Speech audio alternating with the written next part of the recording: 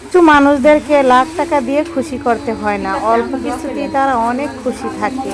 অসহায় মানুষদেরকে বেছে বেছে যদি কিছু দিতে পারেন তারা অনেক খুশি থাকে। এই খালার হচ্ছে দুইটা এতিম নাতি নাতকুরকে পালতেছে, তার বাবাও নাই মাও নাই, এবং হচ্ছে খালা লোকের বাড়িতে কাজ করে। তো খালাকে দেওয়াতে খালাজি কতটা খুশি হয়েছে আপনারা ভিডিওটা দেখুন, তাহলে বুঝতে পারবেন সে কি বলে আর কতটা খুশি। রমজান আসছে, আমরা কত কিছু খাবো, তো গরিব অসহায় মানুষদের সাথে ভাগাভাগি করে খেয়ে দেখবেন, তাদেরকে আগে কিছু দিয়ে নিজেরা যদি খান তাদের যে একটা শান্তি সেটা লাগবে। আসলে আমরা কত টাকা কত দিকে নষ্ট করে ফেলি, কিন্তু একজন মানুষ কতটা খুশি দেখুন।